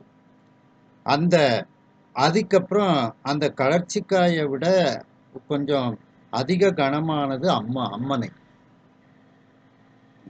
அந்த அம்மானை விளையாட்டு. இப்படி அதுக்கப்புறம் ஊஞ்சல். ஊஞ்சல்ல பிள்ளைகளை தனியாலாம் உட்கார விட மாட்டாங்க, ஒரு மாதிரி தலை சுத்து அது தோழிகள் நல்லா வளர்ந்த உடனே தான் அந்த ஊஞ்சல்ல உட்கார விடுவாங்க அவங்க, இல்லை யார் துணையோடையாவது உட்காரணும். அது இப்படி அந்த ஒவ்வொரு அந்த படிமுறையாக வளர்ச்சி அடைய அடைய அதற்கு தகுந்தாப்புல விளையாடல்கள். முதல்ல கனமற்ற களர்ச்சிக்காய், அதுக்கப்புறம் கனமான பந்து, அதுக்கப்புறம் அதிக கனமான அந்த அம்மானை விளையாட்டு, இப்படின்னுட்டு அந்த குழந்தை விளையாடி கொண்டே வருகின்றார்கள். இதுல இந்த மூணையும் அப்படியே ஞானசம்பந்தரும் கழுமலம் பதிகத்துல சொல்றாங்க. பெருந்தடங்கண் செந்துவர்வாய் பீடுடைய மலை செல்வி பிரியாமேனி அருந்தகைய சுண்ண வெண்ணீர் அலங்கரித்தான் அமரர் தொழ அமரும் கோயில் தருந்தடக்கை முத்தழலோர் மனைகள் தோறும் இறைவனது தன்மை பாடி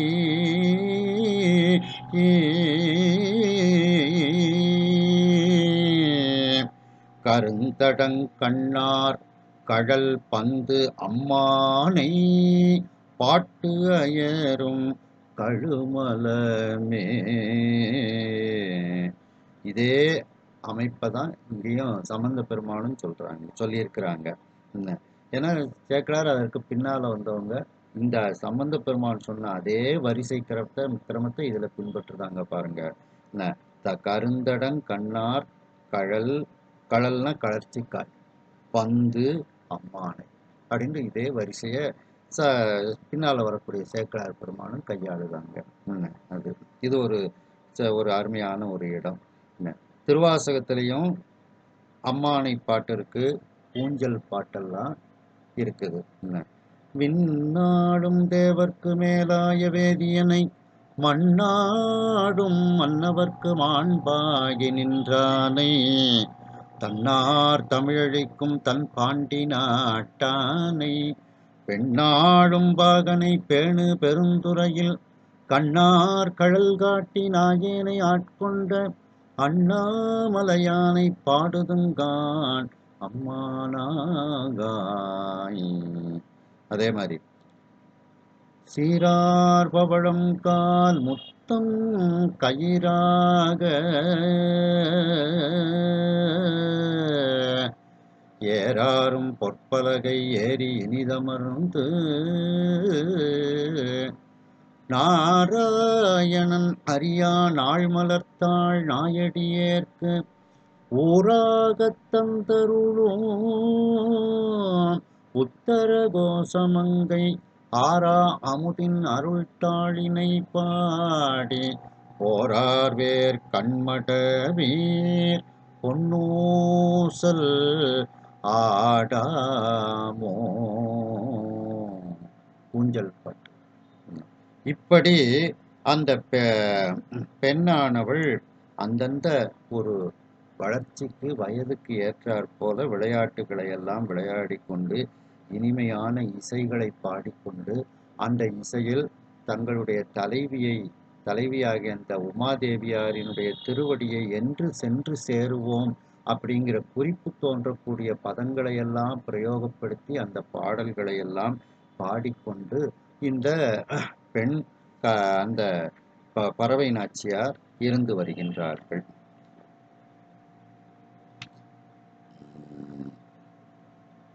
அடுத்த பாட்டு. பிள்ளைமை பருவம் நீதாம் பேதைமை பருவம் நீங்கி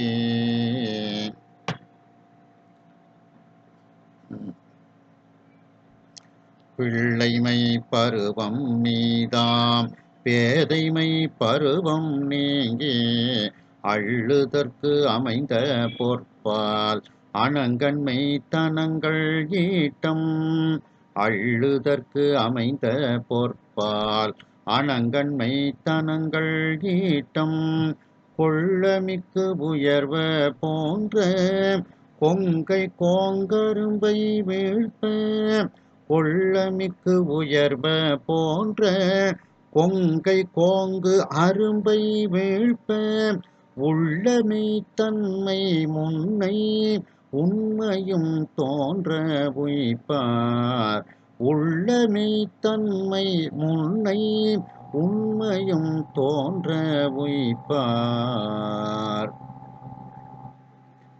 பிள்ளைமை பருவம் மீதாம். மீதாம்னா கடந்துன்னு அர்த்தம்.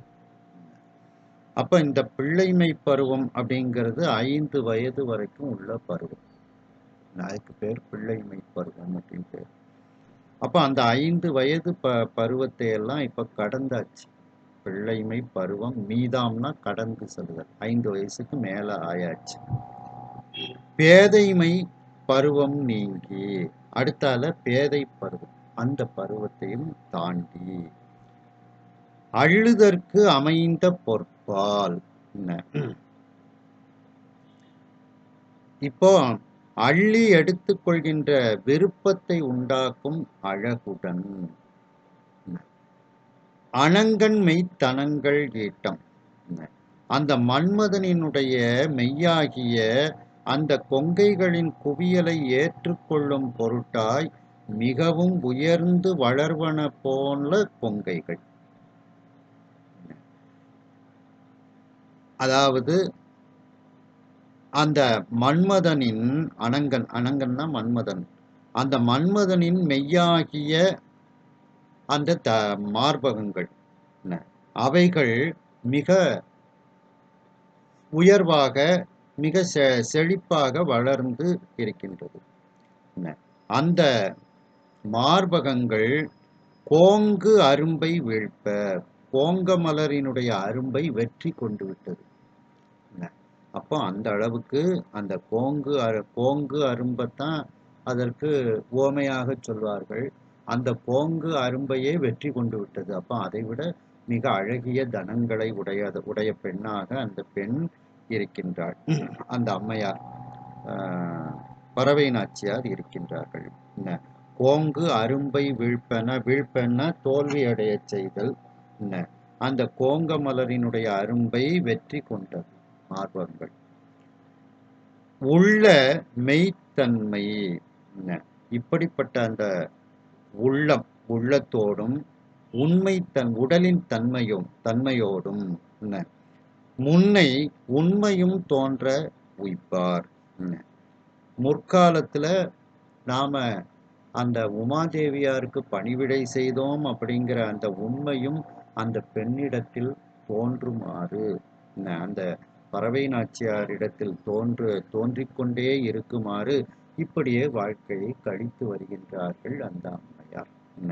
முன்னை உண்மைனா கைலாயத்துல முன்பு இருந்த அந்த பணிவிடை பெண்ணாக இருந்த அந்த எண்ணங்கள், அதுவும் அடிக்கடி வந்து தோன்றிக்கொண்டே, என்னைக்கு நாம அம்பிகையை போய் சென்று சேர போறோம் அப்படிங்கிற எண்ணத்திலேயே சுவாமியையும் அம்பாளையும் வணங்கி கொண்டே அந்த பறவை நாச்சியார் அந்த திருவாரூரில் வாழ்ந்து வருகின்றார்கள்.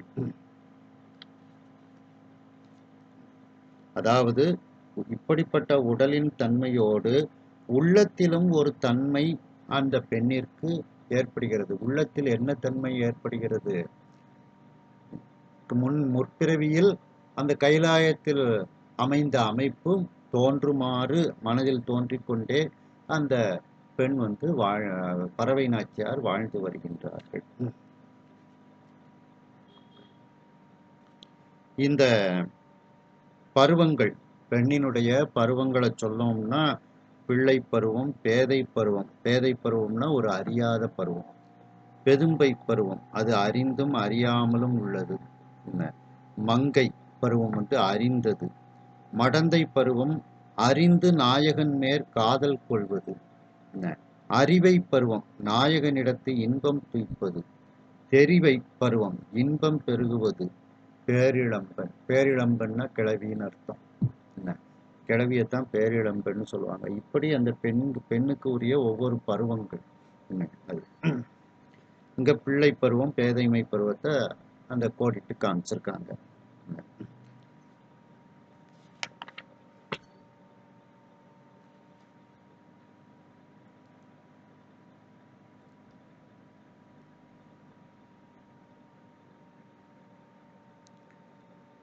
பறவை நாச்சியார் எல்லோரும் விரும்பக்கூடிய அளவுக்கு மின்னலை போன்ற அழகு நாளுக்கு நாள் வளரக்கூடிய ஒரு வாய்ப்பு தோன்றுமாறு அந்த பறவை நாச்சியார் வளர்ந்து அந்த அழகு பொங்கிக் கொண்டு இருக்கிறது. அந்த பறவை நாச்சியார் தன்னுடைய தோழிகளோடு மென்மையான கழற்சிக்காய் விளையாட்டு, பந்து விளையாட்டு, அம்மனை என்கின்ற அம்மானை விளையாட்டு, ஊஞ்சல் விளையாட்டு போன்ற இன்ன விளையாட்டுக்களை எல்லாம் ஆடிக்கொண்டு அவர்கள் இருக்கின்றார்கள். மேலும் இனிமையான இசையால் பாடிக்கொண்டு இருக்கின்றார்கள். யாரை பற்றி பாடிக்கொண்டு இருக்கின்றார்கள்? அந்த பெண்களினுடைய அந்த பெண்ணினுடைய தலைவியாகிய அந்த பனி சூழ்ந்த இமயமலையினுடைய தலைவியாக இருக்கக்கூடிய அந்த உமாதேவியினுடைய பாதத்தை என்று நாம் சென்று சேருவோம் என்று அந்த அம்பிகையினிடத்தில் அன்பு மிகுதியினால் உருகி அந்த பாடக்கூடிய ஒரு கொள்கையை உடைய பெண்ணாக அந்த பறவை நாச்சியார் இருக்கின்றார். அவருடைய ஒவ்வொரு பாடல்களிலும் அம்பிகையை சென்று சேர வேண்டும் என்ற குறிப்பு தோன்றிக்கொண்டே இருக்கிறது. அப்படி அந்த பறவை நாச்சியார் எப்பொழுதும் அந்த சுவாமியினிடத்திலும் அம்பிகையினிடத்திலும் ஒரு அன்போடு அந்த பறவை நாச்சியார் இப்படி காலத்தை கழித்து கொண்டு வருகின்றார்கள். இவ்வாறு அந்த பிள்ளைமை பருவம் என்று சொல்லக்கூடிய 5 வயது நிறைவு அடைந்து அதன் பிறகு பேதைமை பருவத்தை எல்லாம் நீங்கி அந்த பெண்ணாக அந்த பறவை நாச்சியார் உருவெடுக்கின்றார்கள். அந்த பெண்ணை பார்த்தவுடன் அள்ளி கொள்வதற்கு அள்ளி எடுத்துக்கொள்ளக்கூடிய ஒரு விருப்பத்தை உண்டாக்கக்கூடிய ஒரு அந்த பருவத்தை அடைகின்றார்கள். மன்மதனினுடைய மெய்யாக இருக்கக்கூடிய அந்த மார்பகங்களினுடைய அந்த ஒரு வளர்ச்சியானது மிகவும் உயர்ந்த ஒரு தன்மையோடு அந்த மார்பகங்கள் எல்லாம் வளர்ந்து வருகிறது. அந்த பெண்ணினுடைய அந்த கொங்கைகள் இப்பொழுது கோங்க மலரினுடைய அரும்பை வெற்றி கொண்டு விட்டது. அதாவது அந்த பெண்ணினுடைய மார்பகங்களுக்கு கோங்க மலரின் அரும்பை ஓமையாக சொல்வார்கள். ஆனால் அதைவிட அழகாக இந்த பெண் இருக்கின்றாள். ஆகையினால் அந்த கோங்கினுடைய அரும்பானது இப்பொழுது தோல்வியை அடைந்து விட்டது.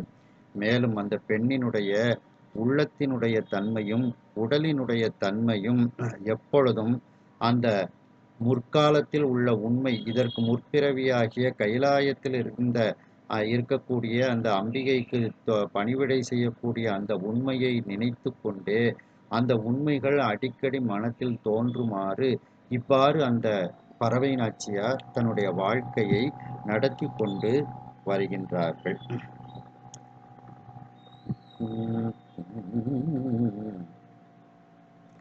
பாங்கியர் மருங்கு சூழ படரொளி மருகு சூழ, பாங்கியர் மருங்கு சூழ படரொளி மருகு சூழ, தேங்கமள் குழலின் வாசம் திசையெல்லாம் சென்று சூழ, தேங்கமள் குழலின் வாசம் திசையெல்லாம் சென்று சூழ, ஓங்கு பூங்கோயில் உள்ளார் ஒருவரை அன்பினோடும், ஓங்கு பூங்கோயில் உள்ளார் ஒருவரை அன்பினோடும், பூங்கழல் வணங்க என்றும் போதுவார் ஒரு நாள் போந்தார், பூங்கழல் வணங்க என்றும் போதுவார் ஒரு நாள் போந்தார்.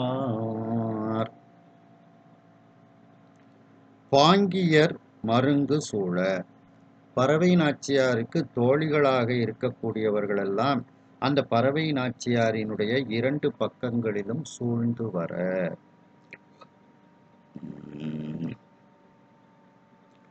படர் ஒளி மருகு சூழ, அந்த ஒளி படர்ந்த வீதி, மருகுன வீதி, அந்த ஒளி படர்ந்த வீதியை இப்பொழுது வலமாக வந்து கோயிலுக்குள்ள போறாங்க.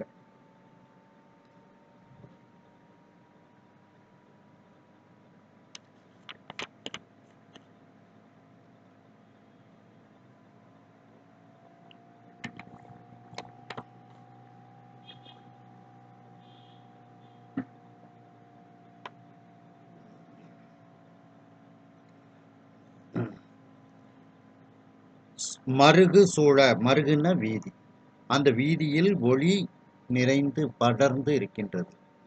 அப்ப அந்த ஒளி படர்ந்து இருக்கக்கூடிய அந்த வீதியை அவர்கள் பலமாக வந்து கோயிலுக்குள்ள போறாங்க. தேங்கமள் குழலின் வாசம் திசையெல்லாம் சென்று சூழ, அந்த தேன் கமழ்ந்து கொண்டிருக்கக்கூடிய, அப்ப அந்த தலையில பூ அணிஞ்சிருக்காங்க, அந்த பூக்கள்ல தேன் இருக்கின்றது. அந்த தேன்ல ஏற்கனவே ஒரு வாசனை உண்டுன்னு நம்ம பார்த்தோம். அப்படி அந்த தேன் கமழக்கூடிய அந்த கூந்தல், அந்த கூந்தலினுடைய வாசம், அந்த பூக்களினுடைய வாசம், இந்த கூந்தல்ல உள்ள பூக்களினுடைய வாசம் திசையெல்லாம் சென்று சூழ, எல்லா திசைகளிலும் அந்த வாசனையானது சென்று சேருகின்றது. ஓங்கு பூங்கோயில் உள்ளார் ஒருவரை, என்றென்றைக்கும் ஓங்கி செழிப்போடு இருக்கக்கூடிய அந்த பூங்கோயில், அந்த புற்றிடங்கொண்டார் இருக்கக்கூடிய இடத்துக்கு பேர் பூங்கோயில்னு சொல்லுவாங்க. அந்த பூங்கோயிலில் இருக்கக்கூடிய ஒருவரை, அந்த ஒப்பற்ற பெருமானை, ஒருவன் என்னும் ஒருவோன் காண்க, ஒருவன் அப்படின்னாலே ஒப்பற்றவன் அப்படின்னு அர்த்தம். அந்த ஒப்பற்ற அந்த ஆரூர் பெருமானை அன்போடு அந்த பெருமானினுடைய பூங்கழல் வணங்க, அந்த பூ போன்ற திருவடியை வணங்குவதற்காக என்றும் போதுவார். தினந்தோறும் அவங்க கோயிலுக்கு செல்கின்றார்கள். அப்படி அவர்கள் செல்லக்கூடிய நாளில் ஒரு நாளில் அங்கே செல்கின்றார்கள். அந்த கோயிலுக்கு ஒரு நாள் செல்கின்றார்கள் அப்படின்னுட்டு இதுல வந்து சொல்லப்படுகிறது.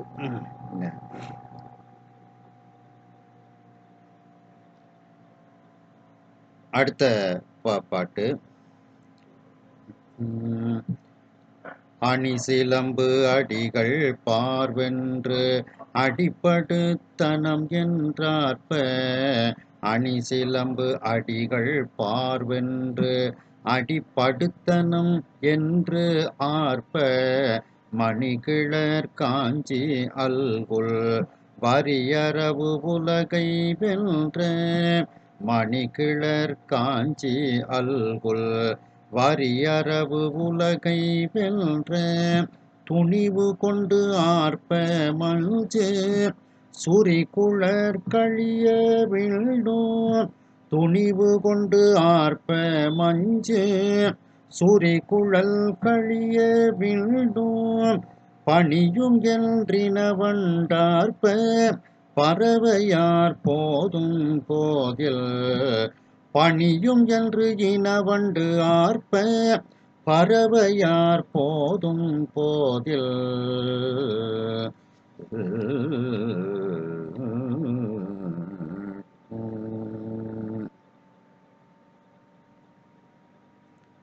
அணி சிலம்பு அடிகள் பார்வென்று அடிப்படுத்தனம் என்று ஆர்ப்ப, அழகிய சிலம்புகளை அணிந்த அந்த பறவை நாச்சியாரினுடைய பாதங்கள், இந்த பாதங்கள் பூமியில பட்டதுனால இந்த உலகத்தையே அவர்கள் வெற்றி கொண்டார்கள். இந்த அந்த பாதத்தால் இந்த உலகத்தை அவர்கள் வெற்றி கொண்டார்கள். பார்வென்று அடிப்படுத்தனம், இந்த உலகத்தை வென்று வெற்றியை கொண்டாடினார்கள். அடிகளில் பூண்ட சிலம்புகள் இவ்வடிகள் மண்ணுலகத்தை வெற்றி கொண்டு அடிப்படுத்தின என்று கூறுவது போல, அந்த சிலம்புகள் காலில் அணிந்திருக்கக்கூடிய சிலம்புகள் எல்லாம் சப்திக்கின்றது. அது அப்போ அடுத்து மணிகிழற் காஞ்சி, இப்போ பூமியை வெற்றி கொண்ட போல அதை வந்து வர்ணிக்கின்றார்கள். அடுத்து மணிகிழற் காஞ்சி அல்குல் வரியரவு உலகை வென்ற துணிவு கொண்டு ஆர்ப்ப, அந்த அழகிய மணிகள் பதிக்கப்பட்ட காஞ்சி அப்படிங்கிறது ஒரு ஆபரணம். அந்த காஞ்சிங்கிற அந்த ஆபரணம் அது வந்து ஆரவாரம் செய்ததாம். எதனால ஆரவாரம் செய்தது அப்படின்னா, இந்த பறவை நாச்சியாரினுடைய அந்த அல்குல் என்கின்ற அந்த பெண் குறியானது அந்த வரிகளை உடைய அந்த நாகலோகம், அந்த பாதாள லோகம், அந்த பாதாள லோகத்தையே வெற்றி கொண்டு விட்டது அப்படிங்கிற ஒரு துணிவு ஏற்பட்டு அந்த காஞ்சிங்கிற ஆபரணம் ஆரவாரம் செய்ததாம். ஏன்னா பெண்ணினுடைய ஒரு அந்த குறிக்கு பாம்பு படம் எடுத்தலை கூறுவார்கள். அதுபோல இந்த பாம்புகள் இருக்கக்கூடிய அந்த பாதாள உலகத்தை இந்த பறவை நாச்சியார் வென்று விட்டார் அப்படின்னுட்டு அந்த காஞ்சிங்கிற ஆபரணம் ஆரவாரம் செய்ததாம். மஞ்சு சுரிகுழற் கழிய, சுரிகுழல் சுருண்ட கூந்தல், கரிய கூந்தல், அது வந்து அந்த கூந்தலுக்கு மஞ்சு மேகங்கள் எல்லாம் தோற்று போய்விட்டது. கழியன தோற்று போய்விட்டது அப்படின்னு அர்த்தம். அப்ப அந்த மேகங்கள் தோற்று போய்விட்டதுனால விண்ணுலகமும் இந்த பறவை நாச்சியாரிடத்தில் பணிந்தது என்று அந்த வண்டுகள் எல்லாம் ஆரவாரம் செய்ததாம். அது ஏன்னா கூந்தல்ல இருக்கக்கூடியது வண்டுகள். அந்த தேனை குடிக்கிறதுக்காக வேண்டி தலையில சூடி இருக்கக்கூடிய பூவில் உள்ள தேனை குடிக்கிறதுக்காக வேண்டி வண்டுகள் இருக்கும். அப்போ அந்த வண்டுகள் எல்லாம் எங்கள் தலைவி விண்ணுலகத்தையும் வெற்றி கொண்டாள் அப்படின்ட்டு ஆரவாரம் செய்ததாம். இப்படிப்பட்ட ஒரு பேரழகோடு அந்த பறவையார் அந்த ஆரூர் பெருமானை தரிசனம் செய்ய செல்கின்றார்கள் அப்படின்ட்டு.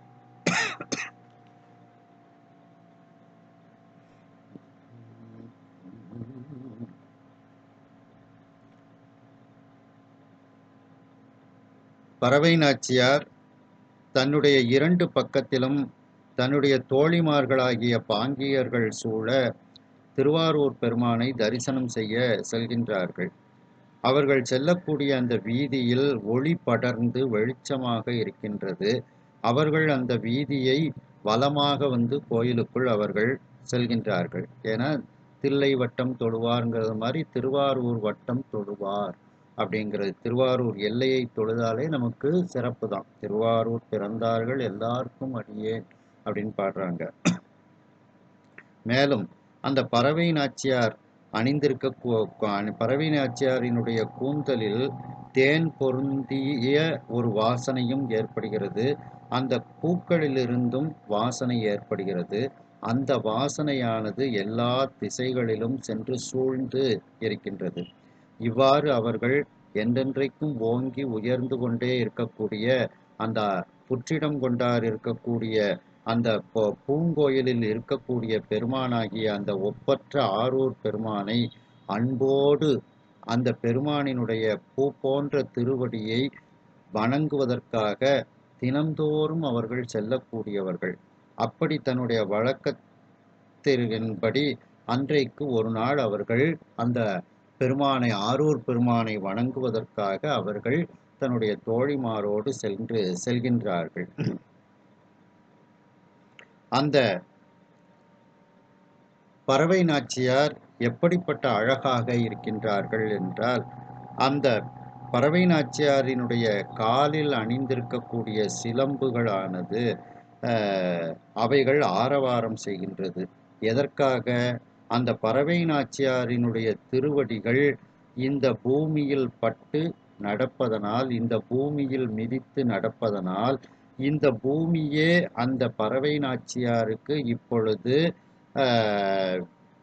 மண்ணுலகத்தையே அந்த பறவை நாச்சியார் வெற்றி கொண்டு தனக்கு கீழ் கொண்டு வந்ததை போல இருக்கின்றது என்று அந்த சிலம்புகளெல்லாம் சப்தித்து கொண்டு ஆரவாரம் செய்ததாம். மேலும் அந்த அழகு மணிகள் பதிக்கப்பட்ட காஞ்சி என்கின்ற ஆபரணம் அது ஆரவாரம் செய்தது. எதற்காக என்றால், அந்த பறவை நாச்சியாரினுடைய அல்குலாகிய அந்த பெண் குறியானது இந்த அழகிய பாம்புகள் இருக்கக்கூடிய அந்த நாகலோகம் என்கின்ற அந்த பாதாள லோகத்தை வென்றுவிட்டது. ஏனென்றால் பெண்ணினுடைய அந்த அல்குலாகிய பெண் குறிக்கு பாம்பு படம் எடுத்து ஆடுவதை ஓமையாக கூறுவார்கள். அப்படி அந்த பாதாள உலகத்தை வெல்லக்கூடிய அளவுக்கு பேரழகோடு இந்த பறவை நாச்சியார் இருந்தார்கள் என்று துணிந்து இந்த நாகலோகத்தை நாம் வெற்றி பெற்றோம் என்று அந்த காஞ்சி என்கின்ற ஆபரணம் ஆரவாரம் செய்ததாம். மேலும் சுருண்ட கூந்தலை உடைய அந்த பறவை நாச்சியாரினுடைய கூந்தலுக்கு மேகங்கள் எல்லாம் தோற்று ஓடியது என்று, அந்த மேகங்கள் தோற்றதனால் அந்த விண்ணுலகமும் இந்த பறவை நாச்சியாருக்கு பணிவும் என்று அந்த பறவை நாச்சியாரினுடைய கூந்தலில் இருக்கக்கூடிய வண்டுகள் எல்லாம் இப்பொழுது ஆரவாரம் செய்தது. இப்படிப்பட்ட பேரழகோடு அந்த பறவை நாச்சியார் இருக்கின்றார்கள். அந்த பறவை நாச்சியார் திருவாரூர் பெருமானை தரிசனம் செய்ய இப்பொழுது அவர்கள் சென்று சேருகின்றார்கள் என்ற அளவில் இந்த சிந்தனையை நிறைவு செய்து மீண்டும் அடுத்த சிந்தனையில் இதனை நாம் தொடர்வோம். ஹரஹர நம பார்வதி பதையே, ஹரஹர மகாதேவா. வெற்றிவேல் முருகனுக்கு அரோகரா.